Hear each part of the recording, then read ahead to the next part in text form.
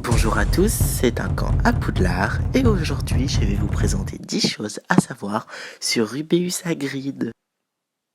Rubeus Hagrid est né le 6 décembre 1928. Il a les yeux noirs et les cheveux noirs.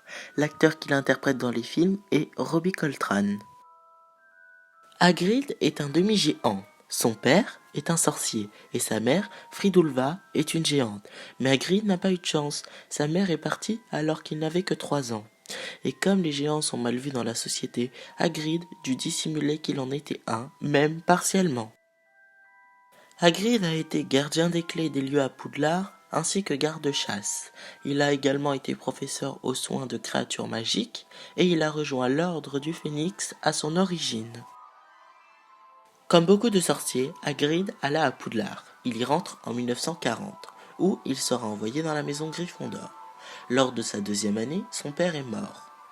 Et lors de sa 3e année, il est renvoyé à Thor, car le directeur crut que Aragog était la bête de la chambre des secrets. Seul Albus, professeur de métamorphose, crut qu'il était innocent, et fit en sorte qu'il reste en tant que garde-chasse.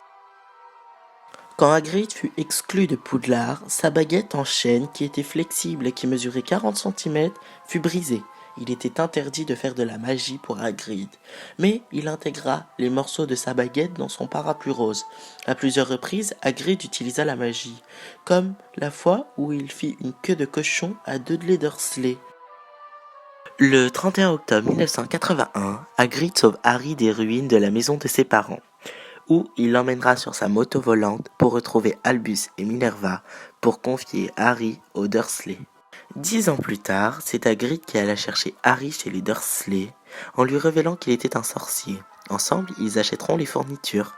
Le même jour, Hagrid offrira Hedwige à Harry pour son anniversaire. Le 1er septembre 1991, c'est Hagrid qui accueille les enfants de première année. Il s'attachera vite à Harry, Hermione et Ron.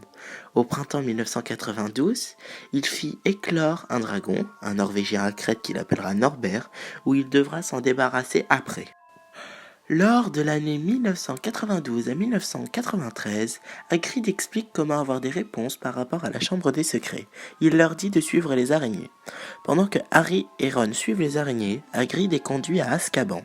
De 1993 à 1994, Hagrid devient prof de soins aux créatures magiques. Mais, vu l'incident avec Buck et Drago, Hagrid est dans une position difficile, ce qui rendra son cours ennuyant, car Hagrid a peur d'un autre incident. De 1994 à 1995, Hagrid rencontra Madame Maxime, une demi-géante, directrice de l'école Beauxbatons en France. Un jour, Hagrid demanda à Madame Maxime de quel côté elle était issue de la famille des géants. Elle se vexa et ne lui parle plus en lui proclamant qu'elle a juste une forte ossature. De 1995 à 1996, Hagrid et Madame Maxime partirent en mission pour l'ordre du Phénix. Ils devaient rentrer en contact avec des géants. Mais Macné, un envoyé de Voldemort, a été plus convaincant que d'eux. Quand ils rentrèrent donc sans les géants, mais Hagrid pensait à prendre son frère Groupe. Hagrid a une préférence pour les créatures les plus dangereuses. Des bébés loups-garous, un dragon, un chien à 3 têtes, une acromantule et un hippogriffe. Hagrid est incapable de créer un Patronus car ce sort est beaucoup trop compliqué pour lui. Hagrid aime beaucoup les animaux mais il est allergique aux poils de chat. J.K. Rowling a révélé que c'est important qu'Hagrid porte Harry mort dans Harry Potter 7, 2e partie, car il est comme un guide, un gardien. Il l'a sorti des Dursley, lui a montré le monde de la magie, c'est pour ça que c'est Hagrid qui le sort de la forêt. Et bien voilà, je crois que c'est la fin de cette vidéo, je vous dis à la prochaine, bye!